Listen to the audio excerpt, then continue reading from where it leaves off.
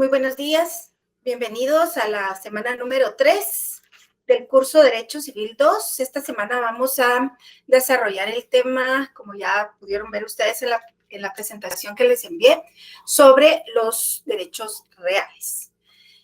Es importante en esta clase que pues usted ponga mucha atención porque pues lo que vamos a desarrollar va a ser más que todo aspectos doctrinarios, que son definitivamente fundamentales para poder comprender ya la institución normativa. En consecuencia, vamos a iniciar con la clase. Muy bien. ¿Cuál es el objetivo que tiene esta? Que usted pueda conocer esa naturaleza jurídica, los elementos y también la clasificación de los derechos reales. Vamos a hacer un recorrido de igual manera a la clasificación doctrinaria y luego ya desarrollamos la clasificación que tenemos en nuestra normativa civil. Reiteradamente, ustedes van a ver que en las presentaciones, como inicio, coloco siempre cómo está constituido el libro segundo, que es el libro que nos corresponde estudiar en esta unidad, porque si ustedes se dan cuenta, en esta unidad es donde ya tenemos establecidos cuáles son esos derechos reales, que en el caso de nuestra legislación guatemalteca son los aceptados. El libro segundo se denomina de los bienes, de la propiedad y demás derechos reales. En el título 1 vimos los bienes y también ya desarrollamos todo lo que es esa clasificación que establece la legislación. Solo permítanme un momentito, por favor.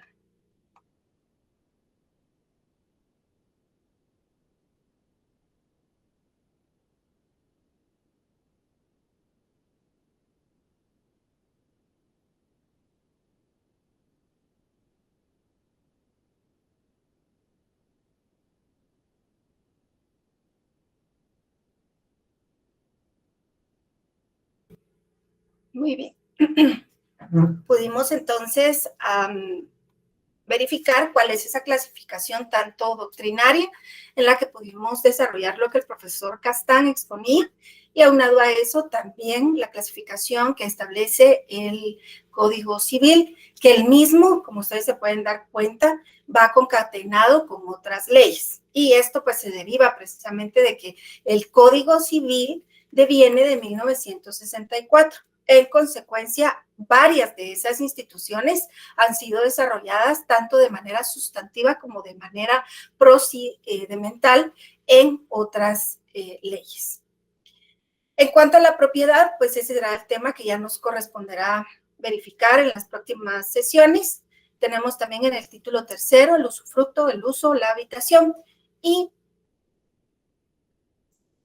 en el título cuarto, el tema que es bastante amplio, que son las servidumbres, y en cuanto a los derechos reales, que pues vamos a utilizar dos normativas. La normativa que es el derecho civil a través del Código Civil y también la Ley de Garantías Mobiliarias. Esa ley es importante que ustedes ya la adquieran porque esta va íntimamente concatenada con este curso, que es el curso de Derecho Civil 2. Muy bien.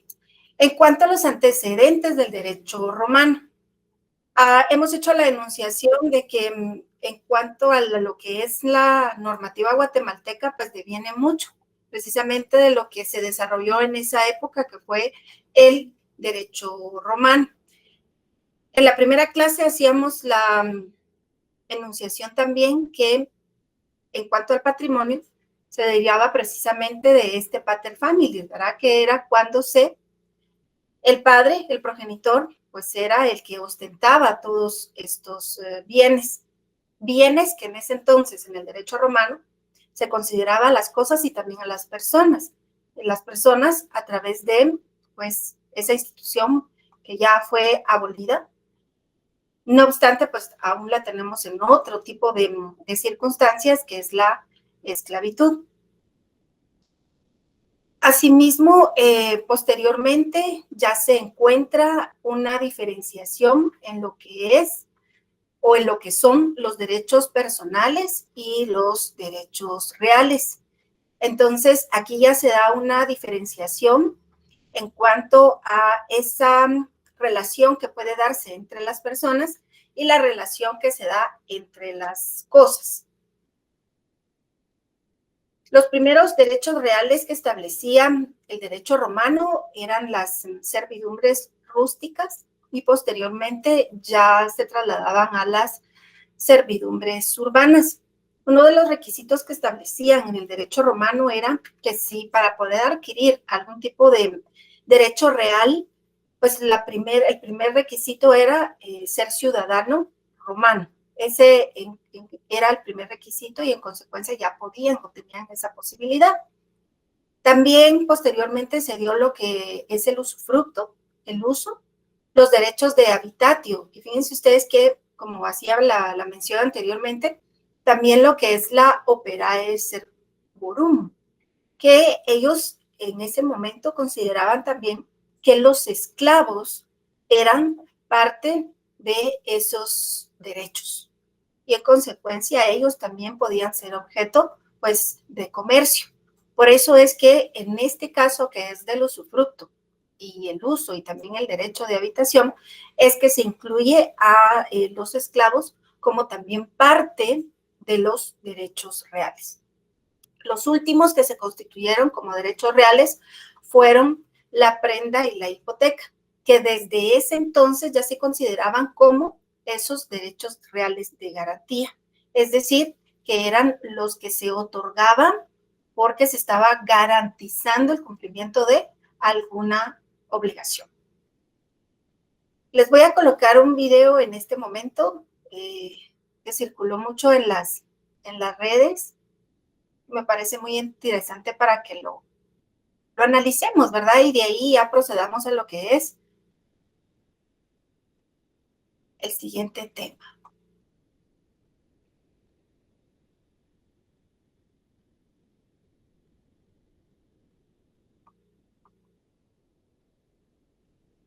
La señorita me lo pidió antes.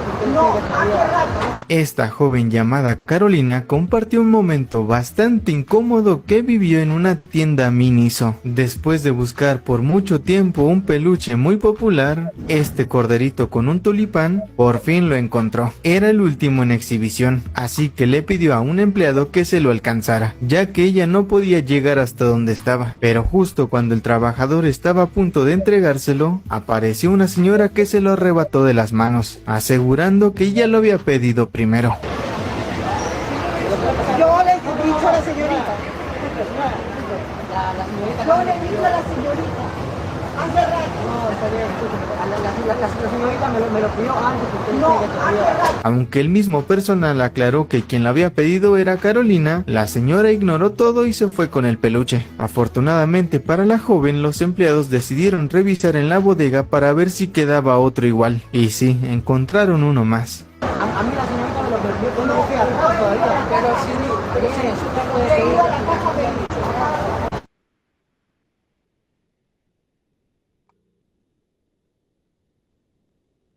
Les colocaba este video porque justo de esto comprenden los derechos reales, ¿verdad? Que es esa relación directa que tenemos con las cosas. Y en este caso, será que la señorita que había solicitado que le bajaran ese peluche ostentaba ya ese poder inmediato sobre la cosa. Ninguna de las dos. ¿Cómo les pregunto en este momento? Las compras realizadas en el supermercado, una vez realizado el pago en la caja, ¿qué derechos adquiere? Me dicen su nombre antes, por favor, de que intervengan. Adiel Gómez, pienso que ninguna de las dos tenía derecho en ese momento porque no lo había pagado. Muy bien. Y en Ya, este momento, cuando ya resolvemos esta pregunta, lo podía regalar, lo podía vender, podía hacer lo que quisiera con eso. muy bien. Pero en el momento, licenciado, me dijo Edwin, ¿verdad? Sí. Muy bien. En ese momento, ¿qué derechos son los que está adquiriendo? En el caso, ¿verdad? El ejemplo que pusimos, que fue la señora A quien se lo entregaron fue la señora que fue a realizar el pago correspondiente a la caja. ¿Qué derechos adquirió ella? ¿De uso? ¿De uso? ¿Qué más? ¿Quién más? ¿De propiedad? ¿De propiedad? ¿Qué le acreditaba a ella la propiedad? La factura. Muy bien. Gracias, licenciado. La Gracias. señorita que no pudo, o cualquier otra persona que de igual manera hubiera querido adquirir ese peluche o ese muñeco, posterior a que la señora había realizado el pago correspondiente en la caja, tenía su factura correspondiente, ella ya podía hacer valer ese derecho real sobre la cosa. ¿Sí o no? Sí, ¿El nombre, por favor? Marlon Martínez. Muchísimas gracias. Sí, ¿verdad? Porque son precisamente esos actos de publicidad que ya la señora va a tener para poder demostrar que efectivamente tiene esa relación. Pero fíjense, pues, hay dos aspectos fundamentales aquí, que es lo que vamos a desarrollar en las teorías que han sustentado los derechos reales, sobre todo la naturaleza de los derechos reales.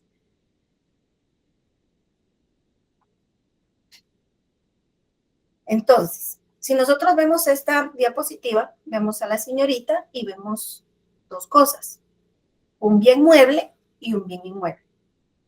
Ella puede tener relación con ambos bienes, porque son bienes muebles. ¿Se recuerdan que no son bienes muebles o inmuebles, verdad? ¿Qué establecíamos que el Código Civil refería sobre lo que deberíamos entender como bienes? Alguien que me haga el favor de leer el artículo. Me dice su nombre y el artículo que va a darle lectura.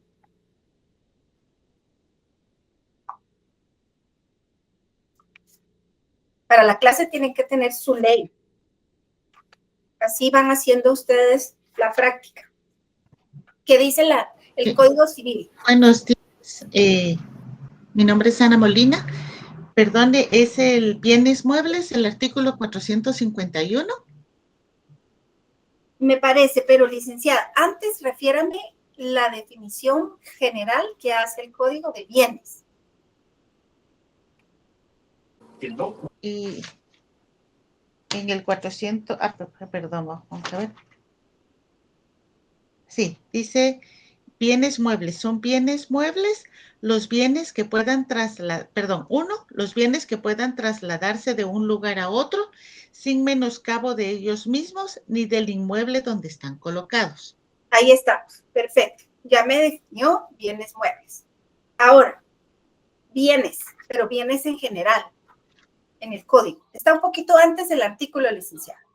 Ulises, no sé si puedo yo. Por Ulises favor, Pérez, artículo 442.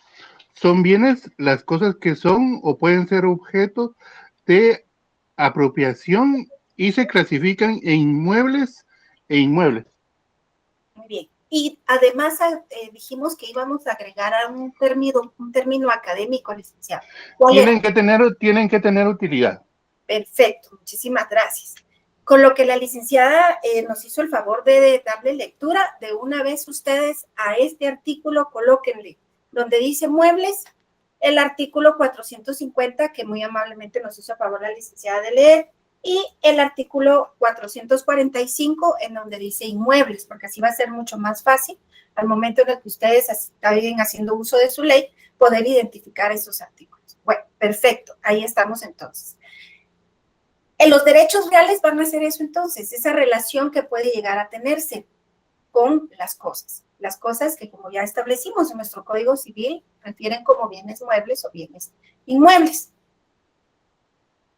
El derecho real, y aquí vamos a utilizar tres definiciones distintas para que ustedes puedan verificar que hay muchísimas definiciones doctrinarias. Ustedes pueden quedarse con la que consideren que reúne todos los requisitos, y si no, pues es de vital importancia que también conozcan esas características, porque si ya conocen las características es mucho más fácil poder desarrollar una definición.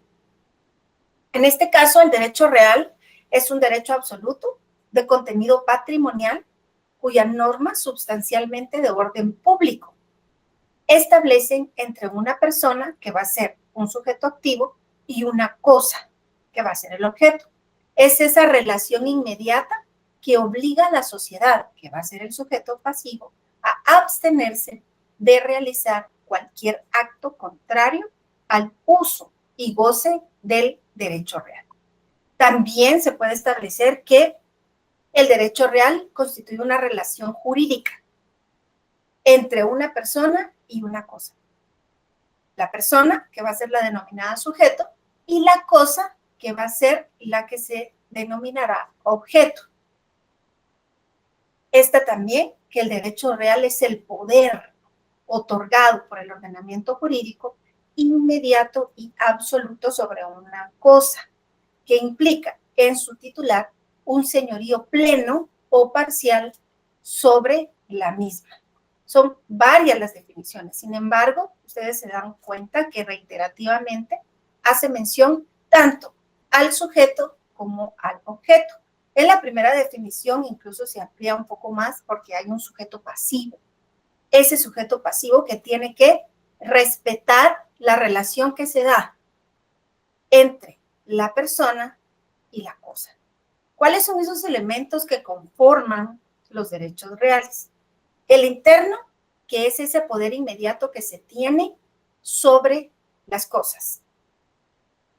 La señora que le entregaron, o que más bien ella prácticamente arrebató, ella ya tiene un elemento conformado que va a ser ese elemento interno, porque ella ya tiene el poder sobre esa cosa. No obstante, todavía no cumple con el elemento externo. Va a cumplir el elemento externo cuando ella realice el pago correspondiente en la caja, le entreguen la factura, porque entonces ahí ya va a tener un poder absoluto y todas las demás personas tienen que respetar ese poder que ella tiene de esa cosa. Esos son los dos elementos que tienen que conformar los derechos reales. No sé si alguien quiera tomar la palabra. Si es así, Sí, por favor. Adiel Gómez, perdone, doctora. Entonces, no lo había tenido claro. Digamos, ella cuando tomó el objeto la señora, ella ya tenía derecho interno. Sí, porque tiene el poder. Ok, y ya externo y absoluto, precisamente al pagarlo. Ok.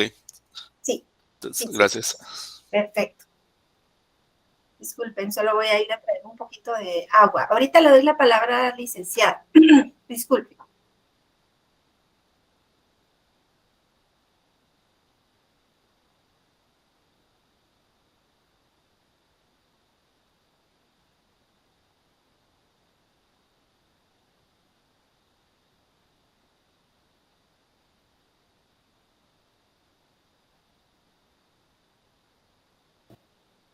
Muy bien, le doy el uso de la palabra a licenciada Ana, creo que está, con la mano levantada. Por favor. Gracias, doctora. Una consulta, bueno, no sé si me estoy yendo más allá. El derecho externo, o sea, su derecho real, lo tiene con la factura, ¿verdad? Cuando hace el pago. Ajá. Disculpe, fíjate, solamente que hay un compañero que tiene su micrófono abierto y entonces nos interrumpe para que lo pueda apagar. El micrófono abierto.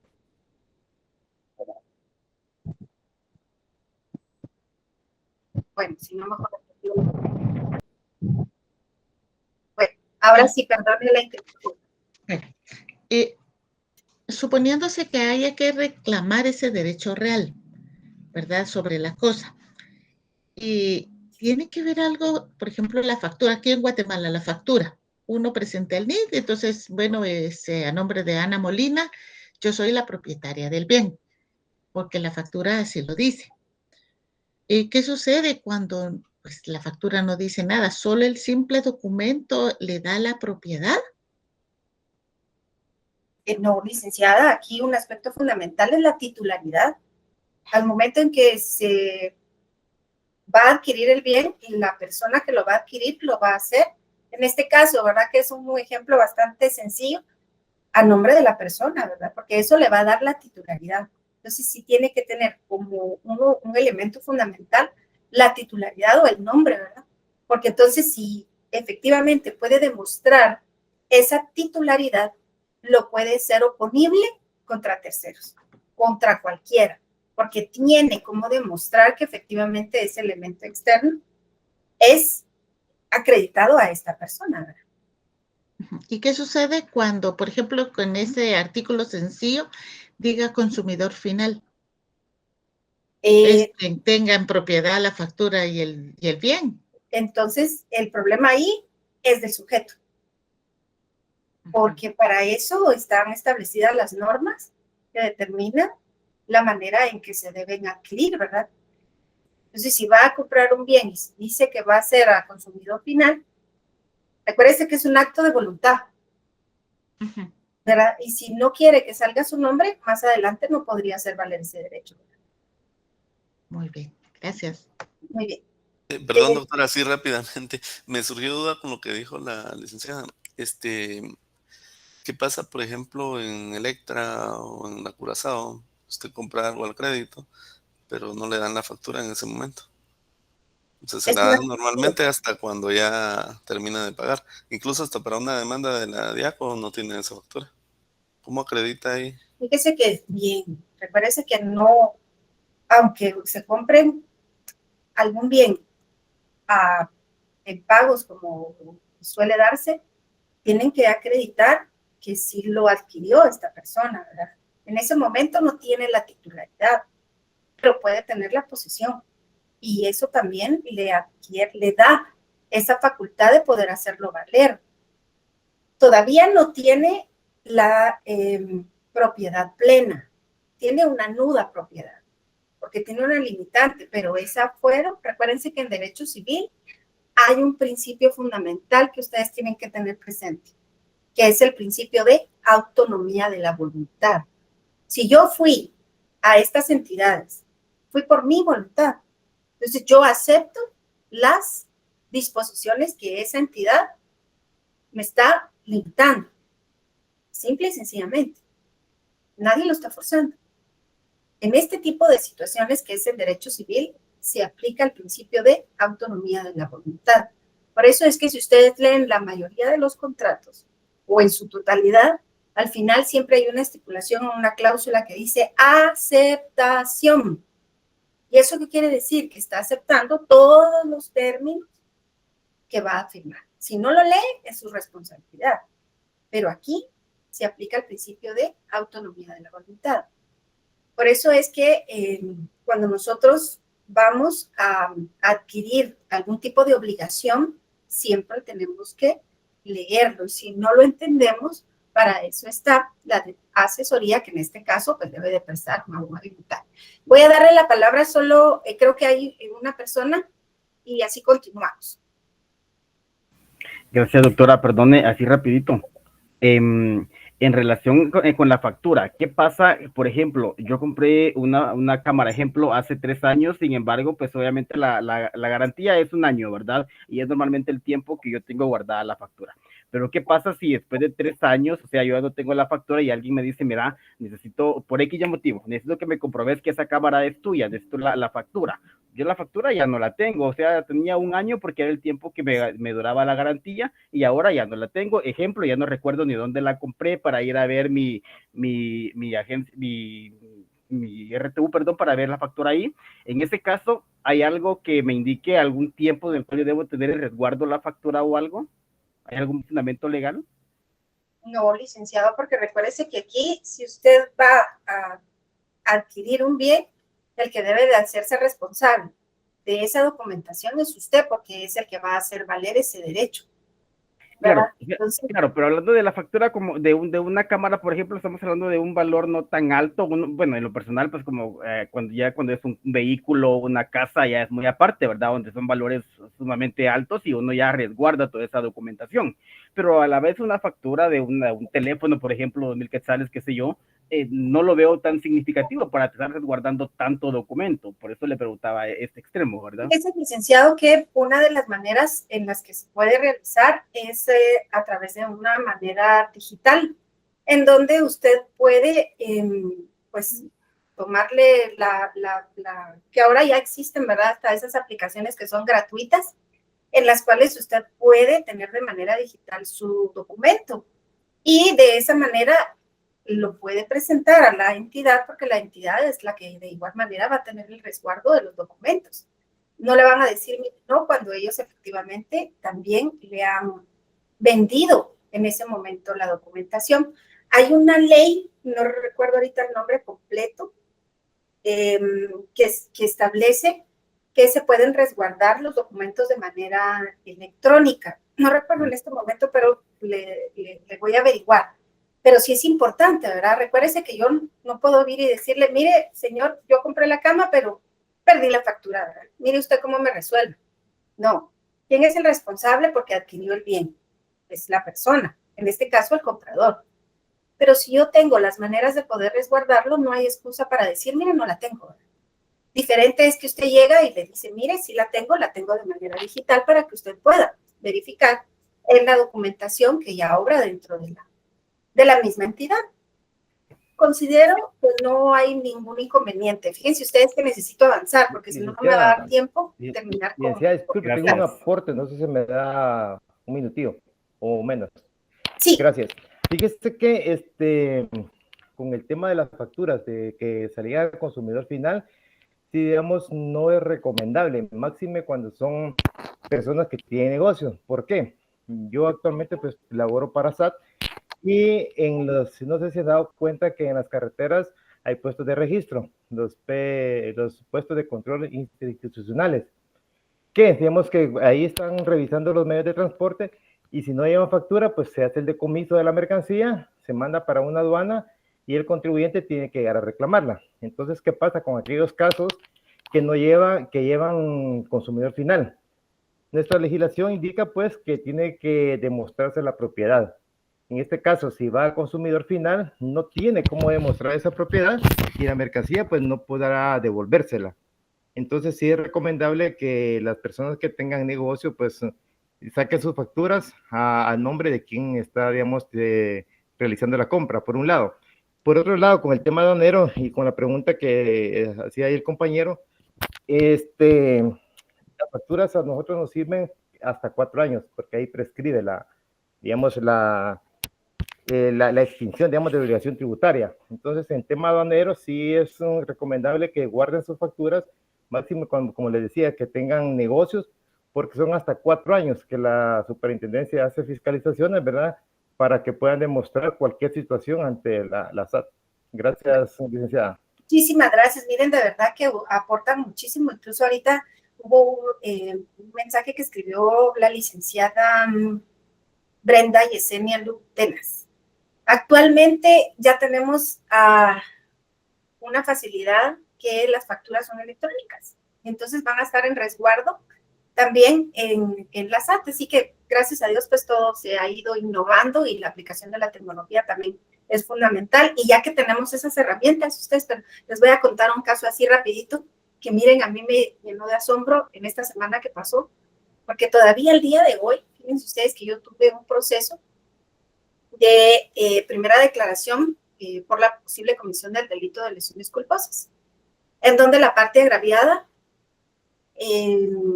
pues renunció a su derecho de audiencia y consecuentemente también renunció a continuar con el proceso penal. No tenía interés. Cuando el Ministerio Público me hace la enunciación de la solicitud que me solicitó en ese momento, que era decretar una falta de mérito, porque el delito de lesiones culposas es un delito que es dependiente de instancia particular. El Ministerio Público, para continuar con la investigación, requiere de esa instancia, ¿verdad? Y vino el agraviado y dijo, miren, ya no quiero, yo no quiero nada. La sorpresa fue que al día de hoy en la ciudad de Guatemala, esta persona de 26 años no estaba inscrita. No estaba inscrito su nacimiento. O sea, la persona prácticamente no existe.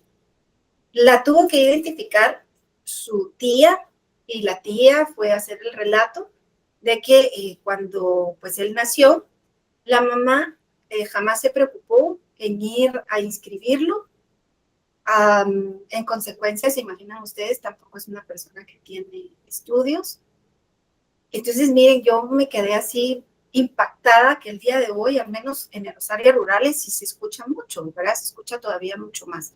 Pero aquí, imagínense ustedes, en la ciudad de Guatemala, esta persona de 26 años es una persona inexistente. En consecuencia, tampoco se le podría llevar un proceso penal porque no tiene identidad. En este caso era la persona agraviada, pero ¿qué hubiera pasado si hubiera sido el sindicado? Miren, de verdad, es que uno se impacta, ¿verdad? De las cosas que todavía suelen pasar. Bueno, entonces, continuamos. Ahora, vimos los derechos personales, derechos reales. Derechos reales va a ser la relación que se tiene el sujeto con la cosa. Sin embargo, también están los derechos personales, que son los denominados jur ad rem. Yo no sé si alguien más quería intervenir, perdón, no sé si aún desea intervenir. Ya no logré ver. Doctora, buenos días. Osman Montepeque le saluda. Licenciado, mucho gusto. Nada más solo para complementar con respecto a la duda del compañero de que la factura tenía consumidor final. Creo que el año pasado, antepasado, la Superintendencia de Administración Tributaria actualizó los montos para poder emitir una factura en concepto de consumidor final. Son 2.500, a partir de 2.500 es el límite para poder solicitar una factura de consumidor final. Ok, retrotrayendo la pregunta del compañero que decía, si yo compro un teléfono pero tengo una factura de consumidor final, ¿qué hago si no tengo la propiedad? Ahí sí, automáticamente, ¿verdad? Es un gallo gallina que pueda él establecer la propiedad, porque podría decir que el teléfono se lo encontró igual que con la factura, pues, ¿verdad? Sin embargo, ahora bien, con las personas que decían que qué hago con que los de Electra, específicamente para esto, los de Electra que venden al crédito, entonces hay que recordar que con estas sociedades anónimas de reconocido prestigio, ellos tienen sus controles, el control de la emisión de factura que va enfocado a lo que es la tributación. ¿Por qué le hago el comentario este? El control de la factura dice original cliente, duplicado archivo, triplicado contabilidad y cuadruplicado expediente de créditos. Entonces, si no tiene la factura, inicialmente uno puede solicitar una copia certificada por el contador para que mantenga su copia de factura. Hasta que termine de pagar su artículo, le devuelven la factura y le dan el finiquito y deshacen el expediente. Esa es una. La otra, como decía la compañera, que ahora actualmente ya todo está por medio de SAT, de la plataforma de SAT virtual. Entonces automáticamente ahí uno puede ir a verificar todos los documentos que tiene en su plataforma virtual. Recomendable es que lo estén verificando cada mes y lo estén descargando, porque así SAT no destruye esa información por el almacenamiento que tiene que tener liberado el espacio en la web. Ahora bien, con los documentos, decía el compañero que trabaja en la SAT, no necesariamente en aduanas se necesitan 4 años, sino que es a nivel general, a nivel de impuestos sobre la renta, a nivel de IVA. El Código Tributario, creo que en su artículo 47 le habla sobre la prescripción de la ley, que le habla sobre los 4 años. Sin embargo, hay un artículo que no recuerdo muy bien que dice, para las personas que no tienen contabilidad, los documentos los tienen que guardar durante 8 años. Ahora bien, vamos a circunscribirnos al Código de Comercio, decreto 2-70. Dice en su artículo 358, dice que todo debe ser registrado de acuerdo a principios de contabilidad generalmente aceptados. Sin embargo, ahí hay algo especial que dice que todos los documentos tienen que guardarlos por un periodo máximo de 5 años, no 4 años que dice la ley, o sea, que dice la SAT. Entonces, considero que con esa combinación de leyes, actualmente no podemos quedarnos sin documento de respaldo. Solamente, doctora Osma Montepeque, la saludo. Muchas gracias. Miren ustedes, de verdad que poder compartir con ustedes es tan enriquecedor. Les digo, yo he tenido experiencias donde han estado alumnos que son arqueólogos, que son químicos biólogos, criminólogos, pedagogos. Entonces, y aquí, por lo que veo, tengo muchos auditores. Así que buenísimo, porque de verdad todos estos participaciones que ustedes hacen son de mucho valor, porque enriquecen precisamente pues el contenido de la clase. Así que muchísimas gracias a todos. Mencionó el Código Tributario y por último el Código de Comercio, licenciada. Bueno, entonces continuamos, ¿verdad? Les hacía la mención sobre los derechos personales, porque los derechos personales va a ser ese vínculo jurídico que se da dentro de lo que es una persona que se denomina acreedor y otra deudora, que estas van a tener una relación y esa relación se va a denominar como prestación. Esa prestación consiste en una obligación y esa obligación puede ser de dar, hacer, no hacer o dejar de hacer. ¿En dónde ustedes tienen desarrollado esto que son los derechos personales? En el libro quinto, porque ahí están en el libro cuarto, porque este es de las obligaciones y posterior viene el de los contratos. Entonces, ahí es donde se tienen desarrollados pues cada una de esas características fundamentales de los derechos personales. Ahorita vamos a entrar a estudiar lo que es la naturaleza jurídica, cuál es la que actualmente se aplica, y para esto han existido tres teorías. La primera teoría hace referencia a que únicamente se tiene una relación directa e inmediata sobre la cosa. En esta teoría clásica únicamente existen dos elementos fundamentales, que es la persona y la cosa. No existe el tercer elemento que puede darse, que es el derecho personal.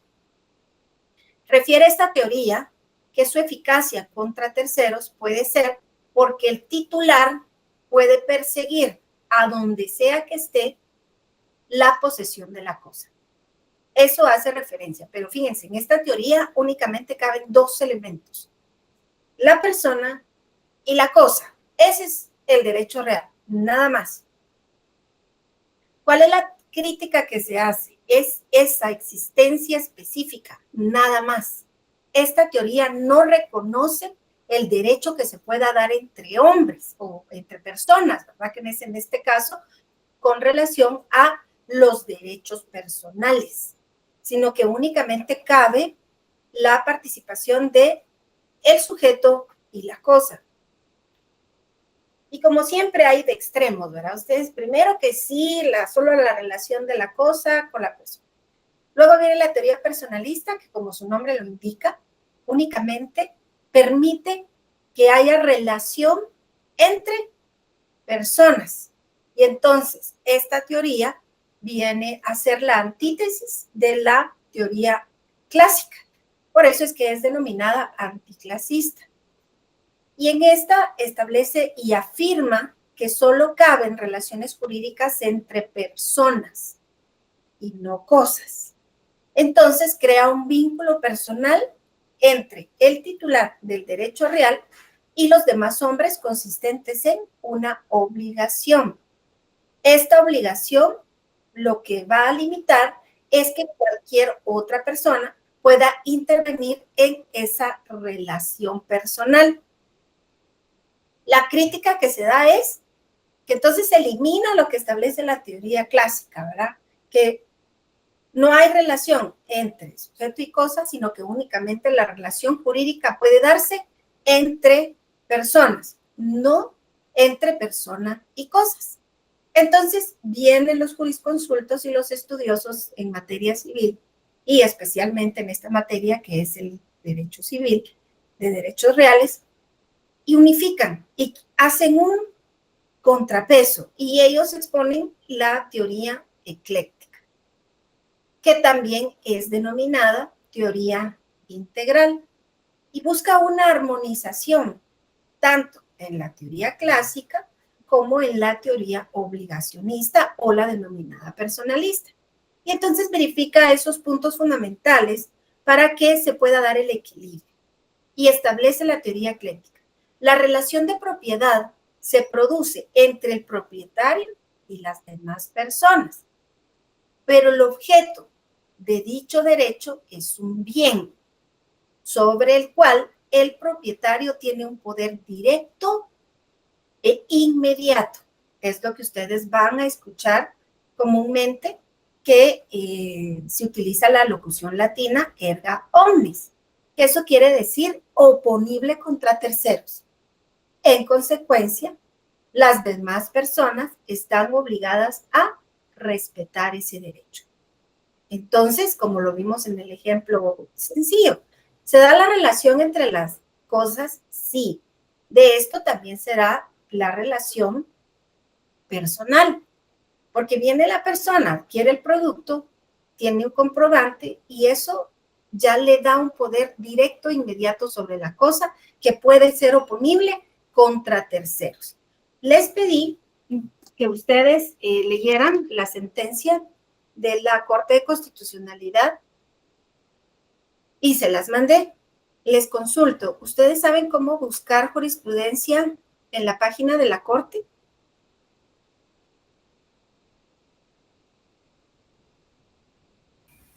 En lo personal no, doctora.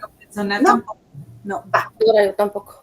Ah, va. Miren, No, buenísimo, porque es fundamental que puedan hacer búsqueda ahí ustedes de sentencias, porque eso le da a uno una amplia amplitud para poder sustentar sus peticiones, o bien también para comprender las instituciones, ¿verdad? Porque la Corte lo que hace ahí es que interpreta, y entonces ya hace una enunciación o hace una recopilación de distintas normas. Va a ser rapidísimo hoy para que ustedes lo puedan buscar ya en la página de la Corte de Constitucionalidad. Permítanme un momentito.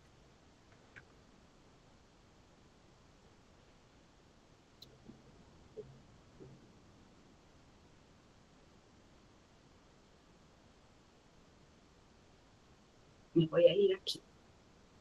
Ahorita les voy a proyectar la otra pantalla para que ustedes la puedan visualizar. Ahí ya la miran, ¿verdad? Ya. Ah, no. Está bien. Perdón.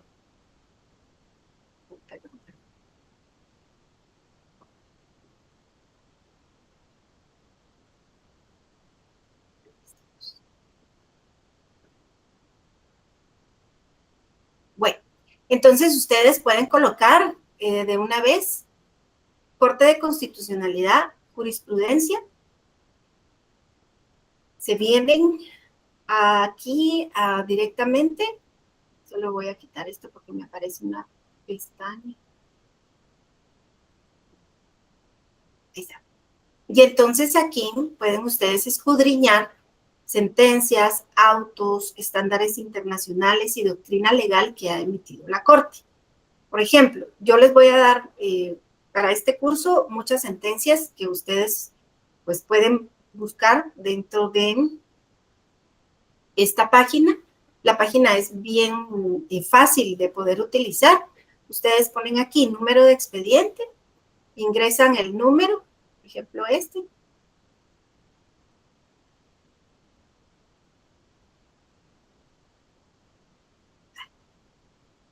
Disculpen ustedes.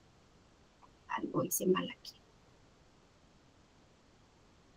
Vamos a poner mejor el que les dejé para lectura.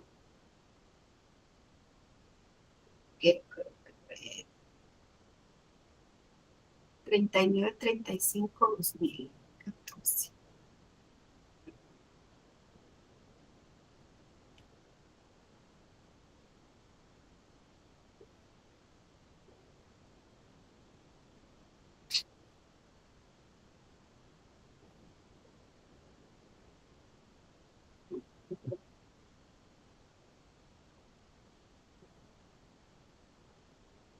Entonces les va a aparecer la sentencia. Ustedes pueden aquí descargarla, ¿verdad? Ya la descargan y consecuentemente le dan la lectura correspondiente. Tienen también para poder verificar la ficha jurisprudencial, que esta hace referencia al número de expediente.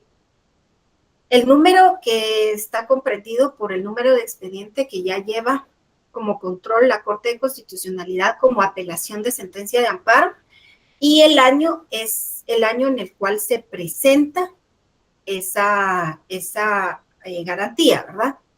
Regularmente ustedes, la Corte de Constitucionalidad sí se lleva un poco de tiempo para resolver en algunos casos, ¿verdad? Entonces puede ser que la sentencia hubiera sido emitida, por ejemplo, en el año 2016. Sin embargo, se identifica el expediente cuando se ingresa. Entonces, cuando ingresa el expediente, la Corte le instituye un número para poder identificarlo. La fecha de la sentencia, el tercero interesado, el postulante o el amparista en este caso, que son dos, el número de gaceta en el que se encuentra, porque la Corte de Constitucionalidad los publica a través de las gacetas, que ustedes también en esta página pueden entrar a verificar. Existen muchísimas ya gacetas virtuales en las que puede uno entrar a verificar distintas ramas del derecho, ¿verdad? El expediente es apelación de sentencia de amparo. El tipo de antecedente es una inscripción registral de dominio. ¿Cuál fue el tribunal que conoció? El acto reclamado, el sentido de la sentencia, la autoridad que fue impugnada y los criterios que son reiterados por parte de la Corte de Constitucionalidad. Les sugiero que si ustedes pueden acudir a la Corte de Constitucionalidad, actualmente ha emitido criterios en esta materia, que es materia procesal, ¿verdad? Procesal civil y mercantil. Entonces es de verdad muy enriquecedor y más tenerlo de manera física, ¿verdad? Porque en cualquier momento usted puede hacer la verificación de cuáles son los criterios que ha sustentado la CC, ¿verdad? La misma ley de amparo establece que la misma Corte está en la facultad de poder cambiar sus criterios, ¿verdad? Entonces, puede ser que esta Corte que termina su periodo el otro año tenga un criterio y viene la Corte del próximo quinquenio y va a tener otro criterio, pero la misma ley lo permite, ¿verdad? Claro es que para poder cambiar el criterio tiene que estar debidamente motivado y argumentado. Este es en el caso que ustedes vayan a solicitar ya con número de expediente. Se puede también con texto libre, en donde lo que ustedes vayan a solicitar, miremos aquí si lo saben.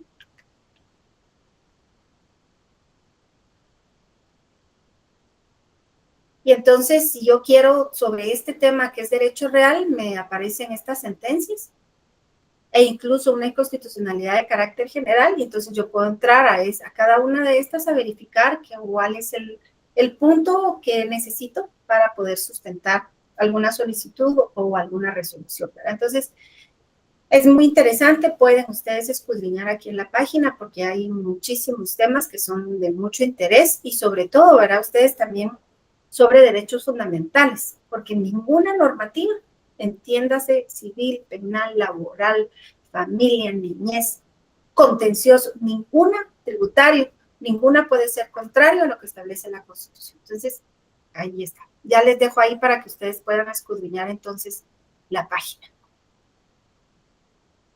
Gracias, doctora. A la orden. Muy bien, entonces vuelvo a la presentación para que continuemos por acá.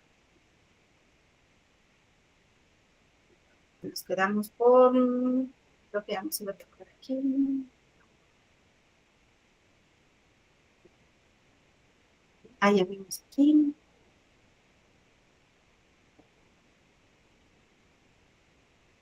Bueno, entonces ya vamos a lo que es las características fundamentales que tenemos que comprender de los derechos reales y de los derechos personales. El derecho real va a ser por el sujeto. el derecho real solo hay un sujeto que es el titular. Por el objeto, en el derecho real va a ser un bien. Entiéndase este bien mueble o bien inmueble. ¿Cuál va a ser la eficacia? La locución latina que ya establecimos como erga omnes, que quiere decir oponible contra terceros. Y también la intervención que se da por parte de la ley, que pues se encuentra debidamente regulada. Personal. En el personal van a haber dos sujetos. Uno que es el denominado acreedor o deudor, o que también puede ser denominado en la doctrina como pretensor y el otro como obligado. ¿Cuál va a ser el objeto? La pretensión. La eficacia, que puede hacerse únicamente efectivo en contra del obligado por la relación jurídica que se da, ¿verdad? Y la intervención es que también deja gran libertad para la regulación de esos derechos, que es lo que nosotros encontramos establecidos en los contratos. Esas son las diferencias de los derechos reales y personales. ¿Cuáles son las características que vamos a tener presente de los derechos reales? Que es un derecho absoluto, es decir, que no va a reconocer límites.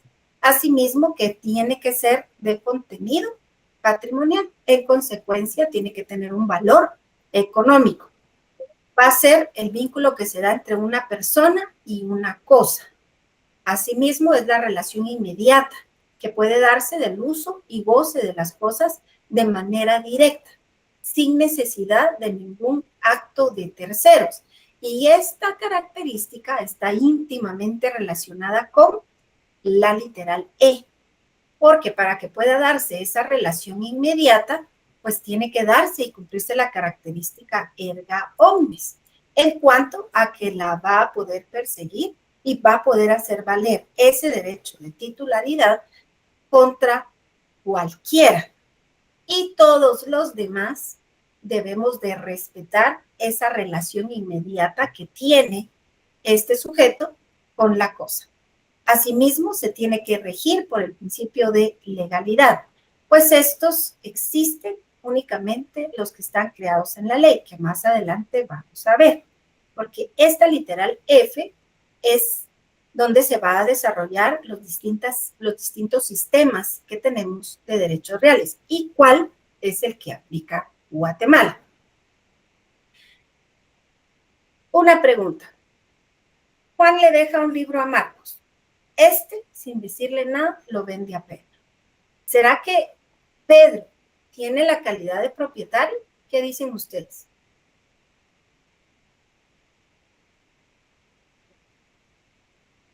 No hay ningún documento si no hay ningún documento que compruebe la propiedad, consideraría de que no, doctora. Muy bien. Vamos a suponer que sí le emitió algún tipo de documento Juan. En ese sentido, considero que sí, le da la propiedad. Muy bien. Pero habría que ver los términos, licenciada, Solo del sus documento. nombres, perdonen porque yo no los miro. Julio Guevara, licenciada, habría que Gracias. ver, digamos, los términos que se pactaron en el documento, porque dependiendo de lo que se pacte, ahí se puede, digamos, iniciar, digamos, si él tuvo alguna propiedad para poder disponer de la venta del libro. Muy bien. Me parece también. Perfecto. Pero fíjense ustedes que aquí, ustedes creo que ya están viendo derecho mercantil, ¿verdad? Hay dos principios fundamentales. Todavía no, doctora, disculpe. ¿Todavía no están viendo? Bueno. No. Ah, muy bien. Fíjense que cuando en derecho mercantil hay dos principios fundamentales, ¿verdad? De verdad sabida y buena fe guardada. ¿Qué hizo Pedro? Pedro lo compró. Lo compró aplicando la buena fe de Marcos, ¿verdad? Porque vino Marcos y le vendió el libro a Pedro, pero Pedro desconoce que ese libro no tenía la calidad de propietario Marcos. Entonces ahí no hay ninguna situación compleja con Pedro. ¿Con quién viene el conflicto entonces? ¿Con quién creen ustedes que hay conflicto? Con el que pagó el libro y con el verdadero dueño del libro. Tu nombre, licenciado. Lucía Mazariegos. Muchas gracias. Muy bien. ¿Y por qué considera usted que hay conflicto ahí? Porque cuando el verdadero dueño del libro vaya a reclamarlo, perdón, es que no se me quedaron los nombres de los actores, pero cuando el verdadero dueño del libro vaya a reclamarlo, ya no lo va a tener él, sino que la otra persona que lo compró y que pagó por el libro, pues que no va a querer entregar fácilmente porque él lo pagó. O sea, él cree que él sí es el dueño legítimo porque él dio una remuneración a cambio de un bien. Perfecto. Y en la verdad sabida y buena fe guardada, ¿verdad? Porque él confió en Marcos. Entonces, definitivamente Juan va a querer hacer valer ese derecho de titularidad.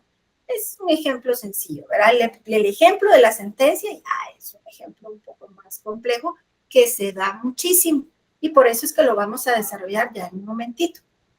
Bueno, en este caso, pues ni modo, ¿verdad? Viene Pedro y lo adquiere, pero que ni modo, Marcos se lo vendió y le dijo, mira, está bien, viene el otro, confía y lo compra. Pero ¿qué hubiera pasado en este caso?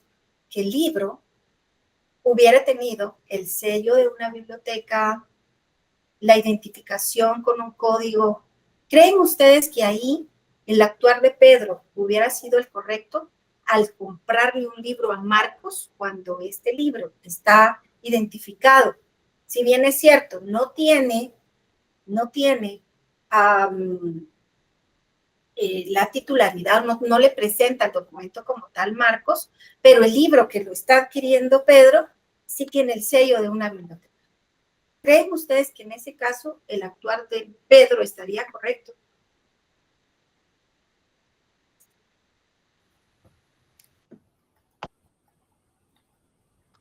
Por ejemplo, doctora, si fuera sello o identificación de una biblioteca o de una escuela, ahí tal vez ya se puede ver, Lucía Mazariegos, perdón, ahí se puede tomar tal vez como que fue robado porque pues tiene un nombre o una identificación de una institución. Tal vez no sería lo mismo si hubiera tenido el nombre ay, se me olvida, pero digamos de Marcos, creo que dijo, ¿verdad? Ahí están en la presentación, licenciada, los nombres y el petito.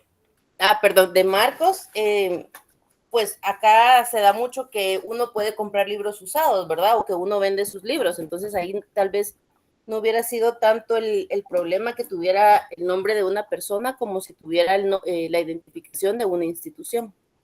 Perfecto. Muchísimas gracias, licenciada, muy amable. ¿Por qué les traigo mención esto? Porque también el derecho penal, fíjense ustedes que tutela los derechos reales. ¿Cómo los tutela? Hay tres instituciones que ustedes van a ver muy relacionadas a los derechos reales. El hurto, el robo y la apropiación y retención. Para que ustedes hagan también esa enunciación, ¿verdad? Que esas tres, especialmente estas tres, son las que más suelen darse porque precisamente son las que tutelan estos bienes jurídicos, que son la propiedad, el patrimonio. En este caso, Pedro ya podría estar cometiendo un ilícito penal porque está adquiriendo un bien. Imagínense ustedes que ese bien incluso fuera alguna ley que hubiera tenido ya una característica de histórica, de incluso algún tipo de calidad de patrimonio cultural, suponiendo, ¿verdad? Situaciones que pueden darse un poco más allá. Entonces, por eso traigo anunciación esto, que también el derecho penal tutela los derechos reales. Bueno, continuamos entonces. ¿Por qué es importante esta institución de oponible contra terceros? Porque se tienen que dar aspectos fundamentales, que son posesión y publicidad registral. En la sentencia que les mandé, se dio porque se da una inscripción, ahorita la voy a colocar en pantalla.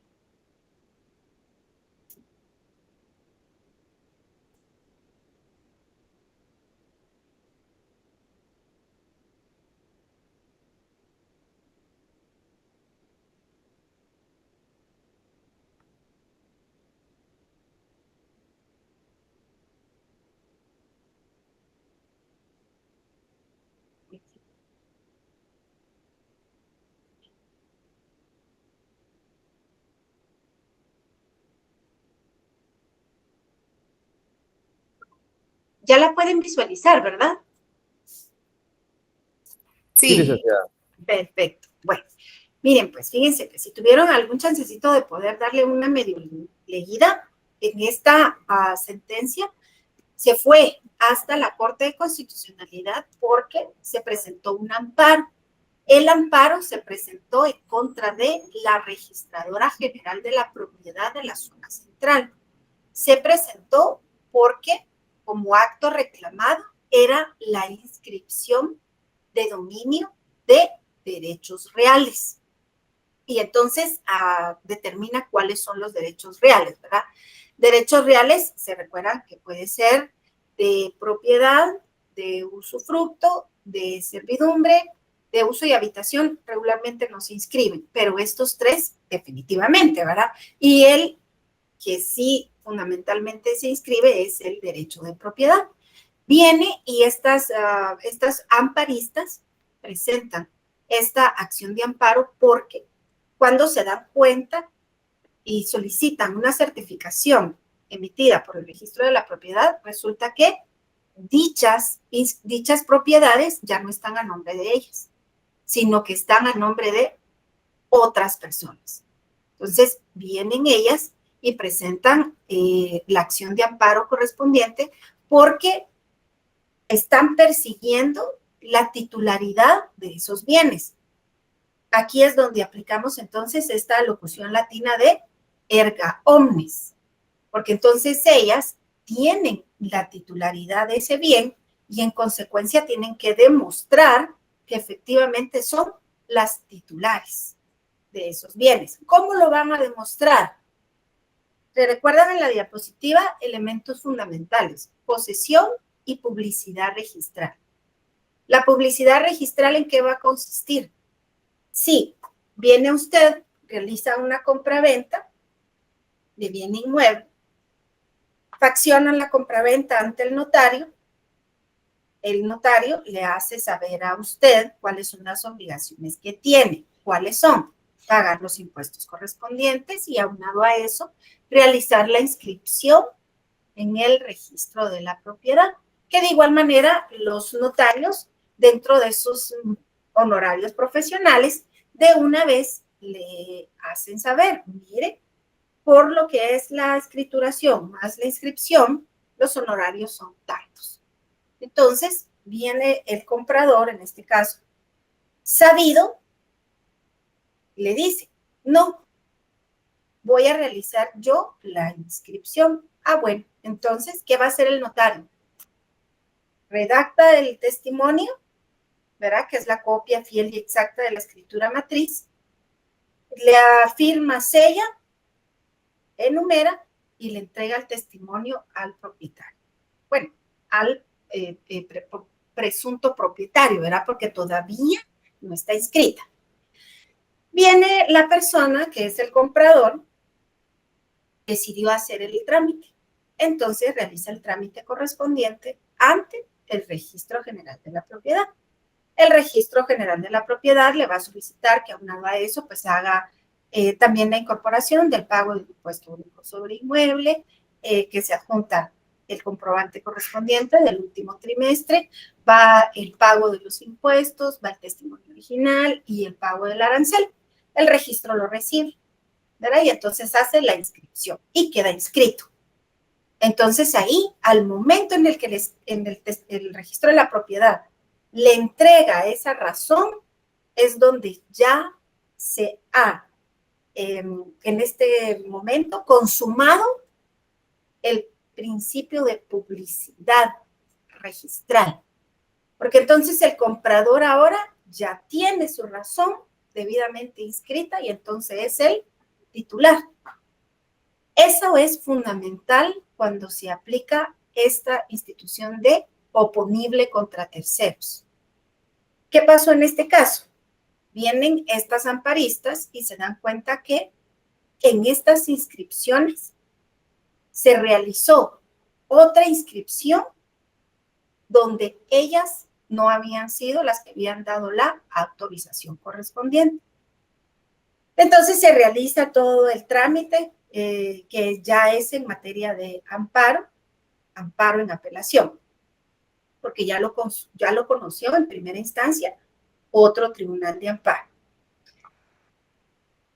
¿Qué manifiestan las postulantes? Conforme al análisis grafotécnico de la supuesta firma del vendedor, se estableció que no es la del legítimo propietario fallecido, lo cual determina la falsedad de la escritura pública anteriormente identificada, y por esa razón no lo debió haber inscrito la registradora general de la propiedad de la zona central. Ahora bien, díganme ustedes, ¿cómo la registradora general va a saber que, bueno, en ese entonces, ¿verdad ustedes? Iba a saber que es la persona que supuestamente otorgó esa venta estaba fallecida. No sé si ustedes vieron ahora que salió una publicación por parte del Registro General de la Propiedad, y a partir, si no estoy mal, de ahorita de agosto, ya el Registro General de la Propiedad va a estar concatenado con el Registro General de las Personas, con el registro de las personas. Y esto precisamente para que no se den este tipo de situaciones, ¿verdad? Donde pues hay notarios que actúan en la ilegalidad y en consecuencia se otorgan este tipo de escrituras. Ahora, ¿verdad? Que va a ser ya a partir de este año que se va a dar esa relación directa entre registros, que yo considero que es fundamental, porque cuando ustedes hagan su verificación en la página de la Corte de Constitucionalidad, van a verificar que hay muchas apelaciones de amparo en este mismo sentido, ¿verdad? Donde las personas vienen y como tienen que hacer valer su titularidad, porque ya hay inscrito un inmueble que está a su favor por otra persona, entonces le solicitan a la registradora o el registrador, quien esté en su momento, que haga la cancelación de esa anotación. Y entonces se deja sin efecto, que es lo que pasó en este caso, ¿verdad? Así de manera resumida.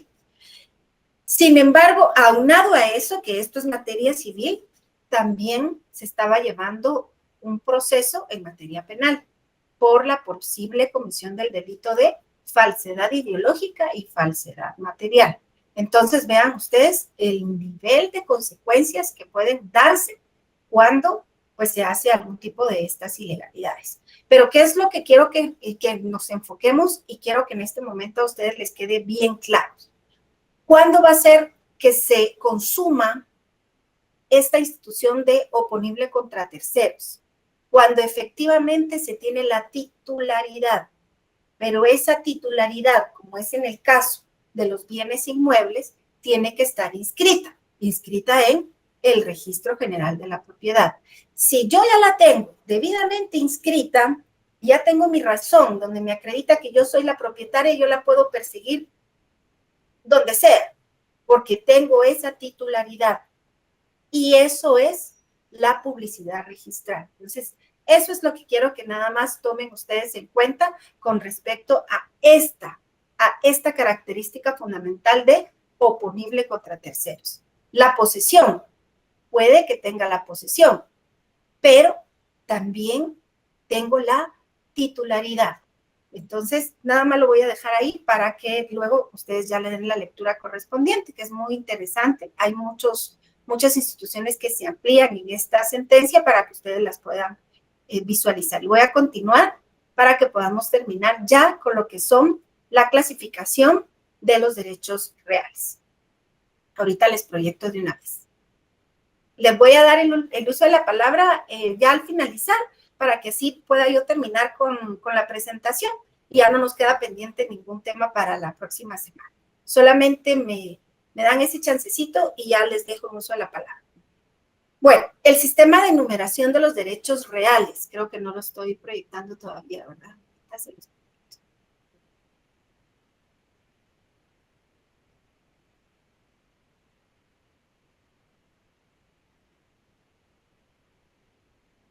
Muy bien.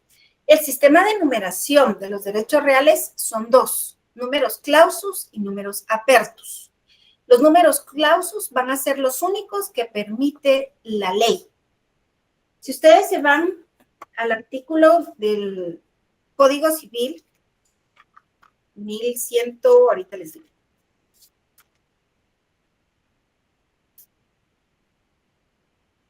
(1125) numeral segundo.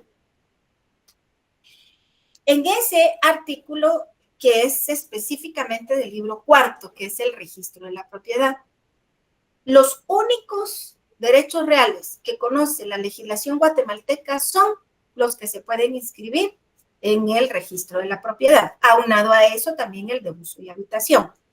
Únicos. Aquí en Guatemala, nosotros no tenemos permitido los números apertos.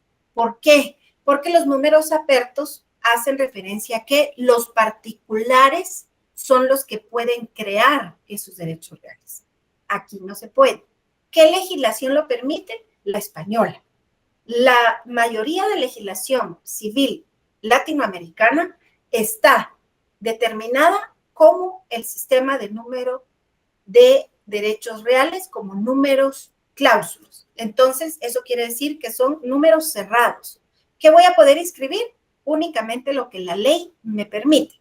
En este caso, va a ser lo que está en el libro segundo y las disposiciones que establece el libro cuarto con relación al registro general de la propiedad. Nada más. Aquí no podemos nosotros crear otros derechos reales.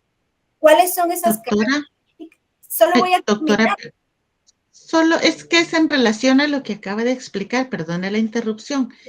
¿Qué son números apertus y números clausus? Sí, números clausus es que es número cerrado. No podemos crear otros derechos reales que no sean los que están en la ley. Nada más.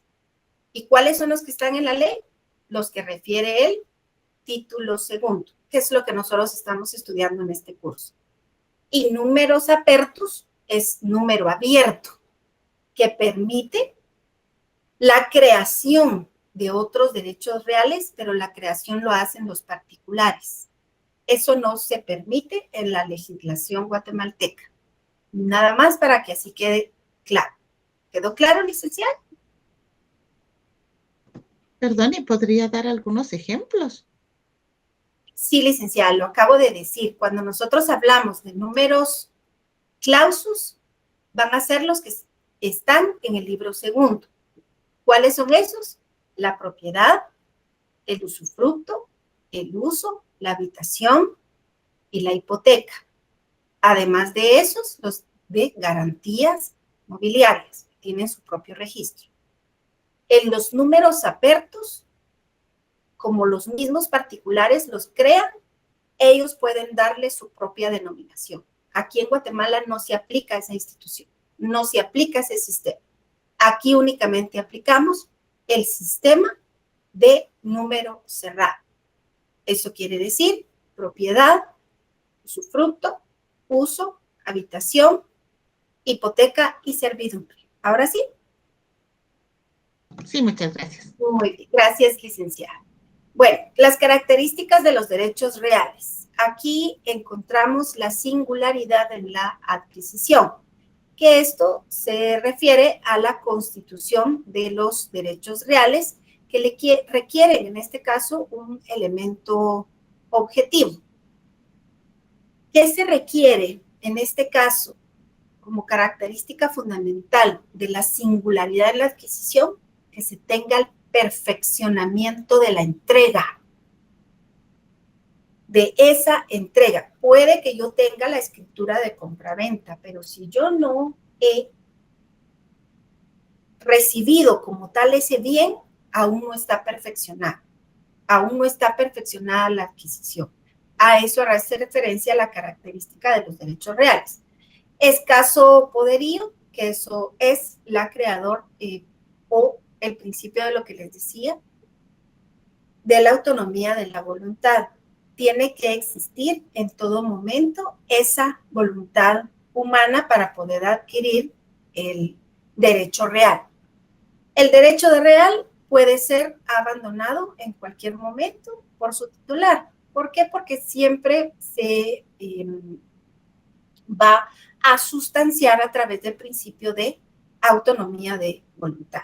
Y el derecho de preferencia es que una vez tenga esa titularidad, puede recuperarla bajo cualquier circunstancia. Claro está, ¿verdad? Que se tienen que realizar pues los procesos judiciales en su mayoría correspondientes. ¿Cuál es la clasificación de los derechos reales? En cuanto al profesor Castán, pues hace la referencia a que pueden ser cosas corporales y él las denomina como derecho real pleno, que es el dominio, los restringidos, que son el usufructo, el uso, la habitación y las servidumbres. El profesor Castán, como ejemplo de derecho real pleno, establece la propiedad, que en la mayoría de las legislaciones pues es el derecho fundamental del derecho real, ¿verdad? Porque se permite esa titularidad y oponibilidad contra terceros. También establece que se puede dar los derechos reales sobre bienes inmateriales, como lo es la propiedad intelectual y la propiedad industrial. Como les hacía referencia, muchas de las legislaciones y también la nuestra siguen esta clasificación del profesor Castán.